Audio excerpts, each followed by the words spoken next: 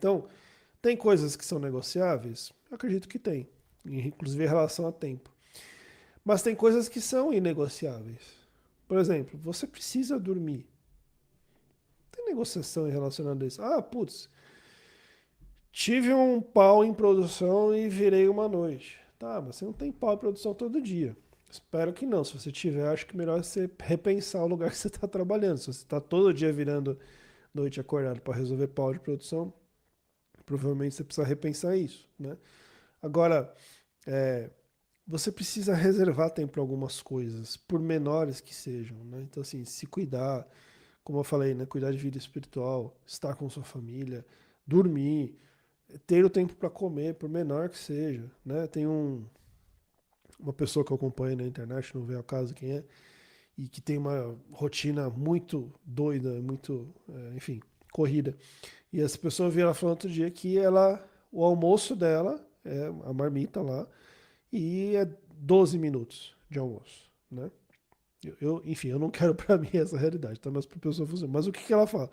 Fala, só que aqueles meus 12 minutos de almoço é o seguinte: eu fecho a porta, eu desligo o celular, ninguém fala comigo, são meus 12 minutos de almoço ali dedicado à minha comida, eu vou comer e vou comer de boa.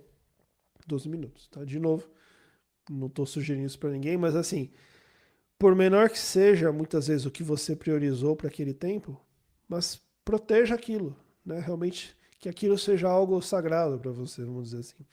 Tinha uma pessoa que eu ouvi há muito tempo atrás falando que, por questões de limitação de açúcar, né, etc., ela falou, pô, não posso mais comer doces de uma forma geral, e ela se permitia comer uma fatia de bolo na semana, né? Porque ela falou que o doce preferido dela era bolo.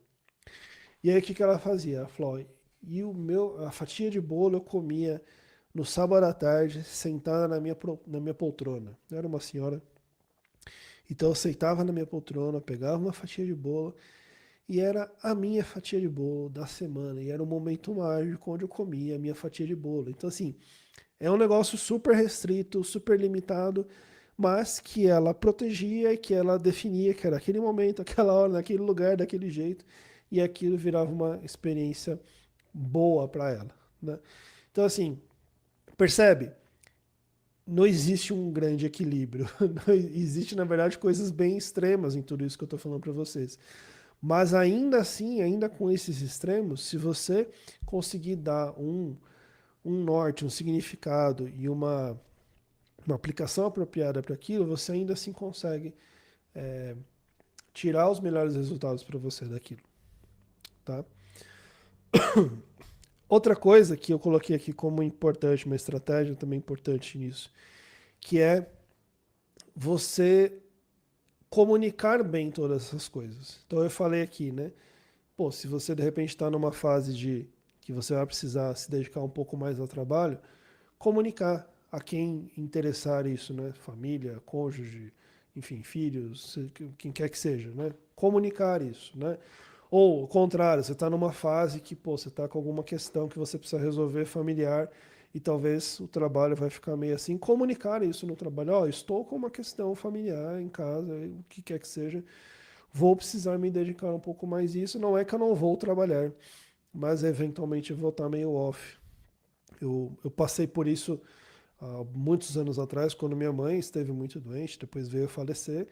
Foi um período ali que eu tive que realmente cheguei no trabalho e falei assim, galera, minha mãe tá morrendo e eu preciso cuidar dela, né? Basicamente, não falei não falei desse jeito com essa abordagem, mas foi isso que aconteceu, no fim das contas. Então foi ali alguns meses onde meu rendimento do trabalho caiu muito, porque eu estava cuidando da minha mãe, ela veio a falecer e depois, enfim, voltei e toquei as coisas, tá? Então, comunicar, dizer o que está acontecendo, porque que acontece? Se você não comunica, as pessoas vão entender o que parecer para elas ou o que elas inventarem na cabeça delas. Então não deixe que as coisas simplesmente surjam na cabeça das pessoas, seja você a comunicar aquilo que está realmente acontecendo. E um outro ponto que eu coloquei é sempre estar aberto e disposto a reavaliar as coisas e reajustar as coisas, né? já que a gente está falando que nem sempre esse equilíbrio é perfeito, então se eventualmente você precisar puxar mais para lá ou puxar mais para cá, ou as coisas estiverem andando mais para lá ou mais para cá, então esteja sempre disposto a fazer reavaliações e fazer reajustes de tudo isso. Beleza? Deixa eu ver mais o que eu coloquei aqui. Galera, como eu disse, né, essa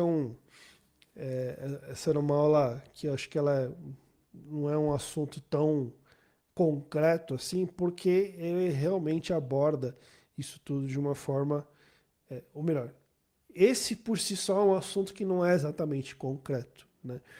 Mas, olha só, embora aparentemente pareça, né, não ser muito direto assim, mas eu garanto para você que se você tomar o controle disso da forma em que, mesmo com sabendo que as coisas muitas vezes são dinâmicas, sabendo que muitas vezes você vai mais reagir do que propriamente agir, né? Se antever as coisas. Mas se você tomar o controle ainda assim dessa situação, você consegue sair muito melhor do outro lado. Você consegue encarar as coisas de uma forma muito mais saudável, de uma forma muito mais leve, de uma forma muito mais produtiva até, né?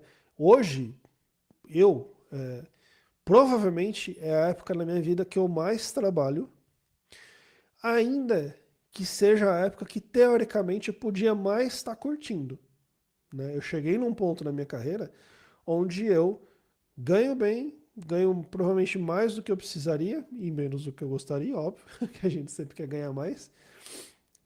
Mas por outro lado, provavelmente não. É a época que eu mais trabalho na minha vida de longe, né?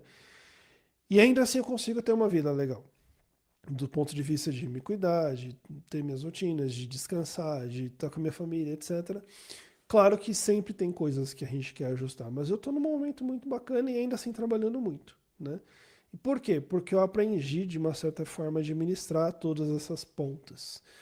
E isso a gente consegue não só com o tempo, com a maturidade, mas a gente consegue também olhando para as coisas e entendendo que a gente tem coisas que a gente consegue absorver, tem coisas que a gente consegue administrar, tem bolas que se a gente deixar cair, elas vão quicar porque elas são de borracha.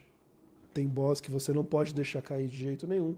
Então olhe bem para essas bolas e veja o que você faz para que elas não caiam nunca, né? Para que você consiga manter as coisas crescendo e ainda assim ser um profissional cada vez melhor, ser um pai cada vez melhor, um marido cada vez melhor, uma esposa cada vez melhor, um amigo cada vez melhor, um filho cada vez melhor. Enfim, ser uma pessoa que está crescendo profissionalmente, crescendo como pessoa, crescendo como indivíduo e quando for possível, até muitas vezes ajudando outros a crescer também dessa forma. Maravilha, gente. Olha só, era isso que eu queria falar com vocês hoje. Queria que você deixasse aqui nos comentários como que você tem feito para achar esse equilíbrio entre vida pessoal e vida profissional. Se é que você acha que existe esse equilíbrio possível. Se não, me fala aqui nos comentários como que você vê isso, que eu queria muito saber, beleza?